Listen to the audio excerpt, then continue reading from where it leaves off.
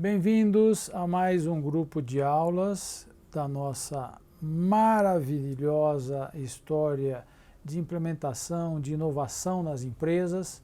E vamos começar hoje uma série sobre tecnologias que já estão à disposição de todos nós para agregarmos valor, para trazermos novos produtos e serviços para os consumidores. Hoje vamos falar então de blockchain no marketing digital, que é uma inovação tecnológica que agrega muito valor ou não, dependendo do que nós estamos comentando, para que obviamente tenhamos um diferencial competitivo em relação aos concorrentes. Sem dúvida nenhuma que quando falamos de blockchain, falamos de marketing digital, é uma tecnologia, uma ferramenta que pode nos trazer grande valor, revolucionando os conceitos de relação entre as empresas e os clientes.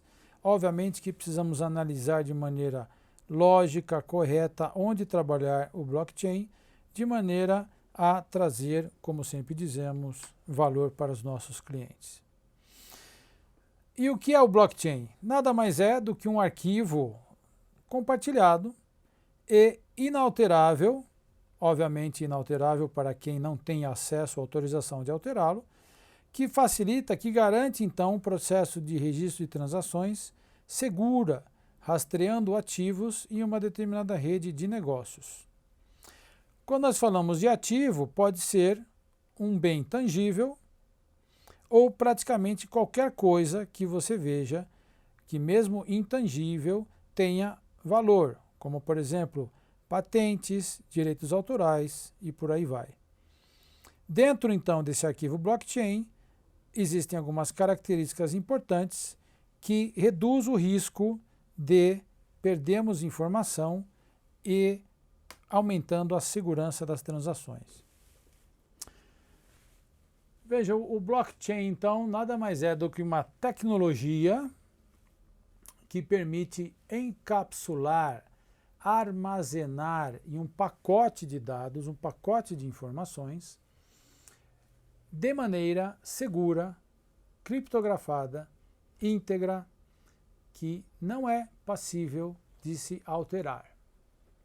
É interessante porque nós vamos falar nessas aulas sobre mais duas tecnologias emergentes que já são utilizadas em determinados níveis de maturidade, que é a nanotecnologia e o processamento quântico. Então, quando falamos hoje de blockchain, estamos obviamente levando em consideração o contexto atual da nossa sociedade, das nossas ferramentas tecnológicas, ok? Voltando para o nosso material, então, dentro do que existe em termos de contexto da nossa sociedade, nós, para pagarmos, para recebermos serviços, bens, nós utilizamos instrumentos, obviamente, de confiança, como o papel moeda, os cartões de crédito, transações em sistemas bancários, como o Pix, e cada vez mais aparecem métodos de pagamento para facilitar a troca de valor e, ao mesmo tempo, garantir uma certa proteção para os compradores e vendedores. Vejam, obviamente que em um momento de inovação e um momento de implementação de novas ferramentas, há sempre o risco do desconhecido. Então, como já comentei, existem pessoas, normalmente as gerações mais novas, que querem imediatamente adotar novas ferramentas, novos meios de pagamentos, outras que são mais reticentes e outras que não só não são reticentes, como já se recusam a utilizar. Nós temos várias tecnologias hoje de pagamento e uma delas, nós vamos comentar daqui a pouco, está fazendo um grande sucesso no mundo.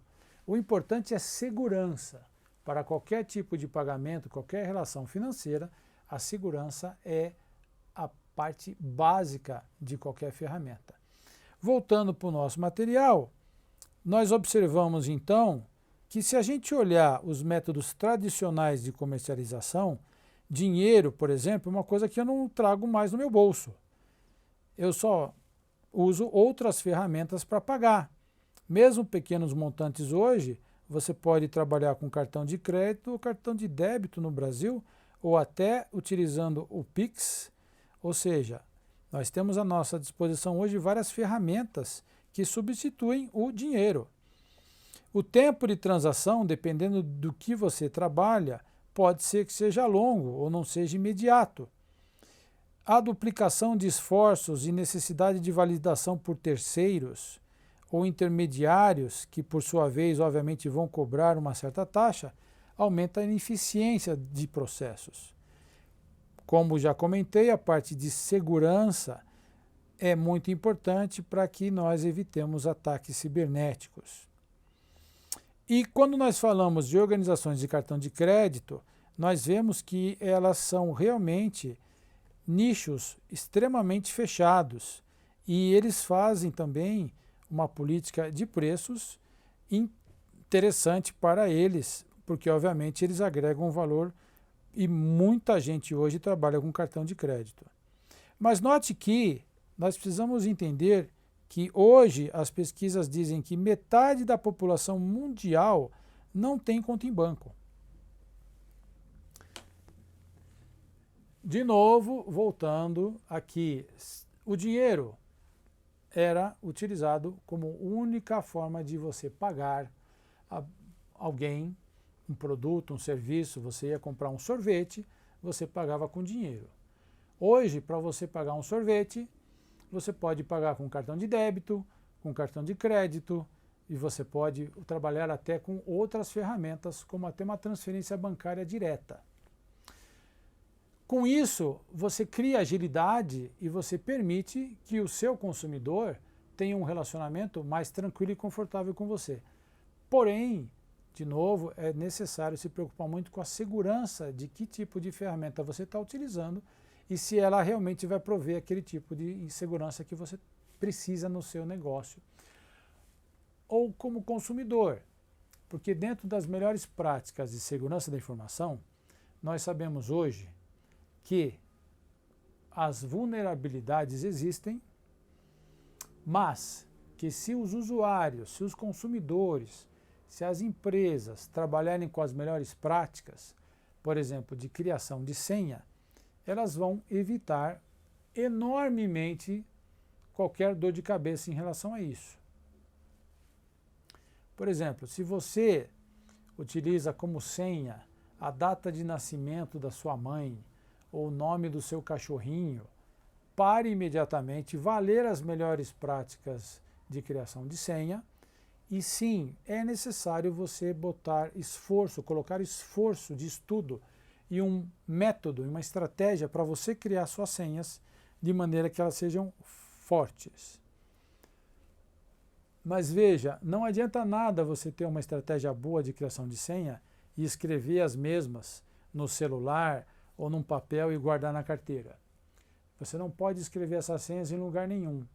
E também pode ser o Papa, pode ser qualquer um, pode Moisés descer dos céus e pedir a senha para você, você não deve fornecer nenhuma senha para ninguém. O que eu estou querendo dizer para vocês é que você é o principal responsável por ser atacado, se não trabalha com as melhores práticas. E todos nós temos a obrigação de estudar a parte de segurança de informação para proteger a nós mesmos, as nossas famílias e as empresas e as organizações com quem nós temos contato. Voltando para o material, então, o que trabalhamos em relação ao blockchain, como já falamos que é um arquivo, nós temos um usuário solicitando uma transação, essa transação, através de um controle desse arquivo, cria um bloco de dados que então é transmitido de maneira a incrementar esse arquivo com essa informação. Esse arquivo vai crescendo, registrando todas as transações. O que é importante é que esse bloco adicionado não tem a menor possibilidade de ser alterado. E a transação, então, ela é validada, executada e registrada de maneira a nunca mais poder ser alterada ou apagada desse arquivo de blockchain. Obviamente, então, que nós precisamos falar do caso de Bitcoin. Pessoal, Bitcoin é um exemplo de utilização e hoje no mercado um grande sucesso com milhares e milhares de usuários, nada mais é do que um arquivo blockchain. Esse arquivo blockchain foi criado por uma pessoa que se nega a aparecer, tem a sua identidade preservada. Hoje ele é um multimilionário, porque o valor de um Bitcoin, o valor da moeda, vem crescendo exponencialmente. Tem as suas quedas, mas obviamente, como nós podemos perceber ao longo do tempo em que o Bitcoin existe, a valorização foi brutal. Como funciona o Bitcoin? Exatamente da mesma maneira que nós mostramos aqui o conceito de blockchain. É um arquivo, você tem uma transação, você tem uma conta corrente dentro desse arquivo em que mostra o Paulo tem 50 bitcoins. Ao redor do mundo, as pessoas podem então fazer transações, você pode pagar com bitcoins um serviço, um produto, e ao mesmo tempo a pessoa recebe o teu bitcoin, e o que se percebe é que a valorização do bitcoin vem atrelada a essa facilidade de uso e a confiança que as pessoas têm na ferramenta. Uma característica, obviamente, de qualquer arquivo que vai recebendo mais e mais transações é que o arquivo cresce. E o arquivo do Bitcoin precisa ser incrementado, precisa ser regerado, porque ontem você tinha uma versão do arquivo com N transações. Hoje você precisa atualizar esse arquivo com todas as novas transações. O Paulo comprou isso com 2 bitcoins, o José recebeu esses 2 bitcoins. Então você tem que manter esse controle transacional do que foi comprado, do que foi vendido e os saldos para cada pessoa que tem Bitcoin no mundo. O que acontece é que a ideia também por trás do Bitcoin foi de processamento distribuído. O que é isso? Não existe um servidor no mundo que esteja processando esse arquivo todos os dias. O processamento distribuído da recriação desse arquivo todos os dias, ele é feito também por milhares de usuários de computador ao redor do mundo. E olha que interessante, para você que não sabe disso, você pode o que se chama de minerar bitcoins, auxiliando no processo de recriação desse arquivo diário. Existem pessoas que hoje têm uma grande rede de computadores que processa parte desse arquivo. Obviamente, não existe um usuário que possa ter um parque suficiente computacional para poder processar, recriando o arquivo todos os dias ele sozinho. Então, essa recriação diária, ela é importante para estar sempre atualizado em relação às transações, e tão importante que esse processamento distribuído, quem participa dessa recriação, recebe automaticamente créditos em bitcoins.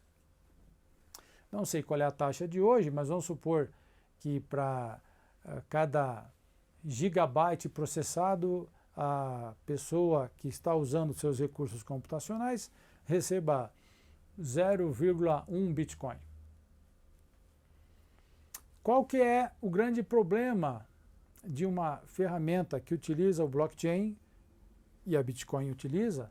É que, obviamente, vocês vão pensar, mas esse arquivo está crescendo, vai chegar um momento em que o arquivo vai ficar muito grande. E como que vai acontecer se os recursos computacionais não forem suficientes para processar esse arquivo?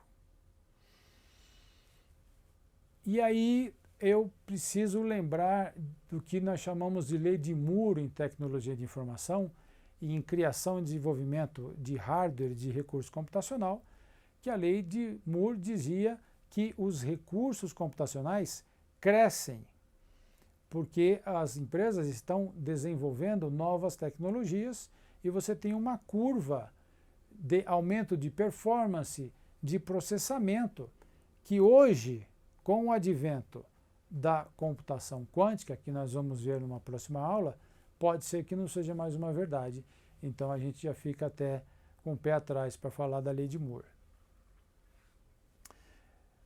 A verdade hoje é que o Bitcoin realmente demanda horas e horas de processamento de uma rede mundial de computadores, que por sua vez são comandadas por usuários que recebem uma taxa para poder prover esse serviço de processamento do arquivo, e até esse momento o Bitcoin tem sido um sucesso. Voltando para o nosso material, então, nós conversamos do Bitcoin e hoje o Bitcoin registra todas essas transações dentro desse arquivo e é um grande caso de uso de blockchain. Pessoal, por hoje é só e até a próxima aula. Obrigado.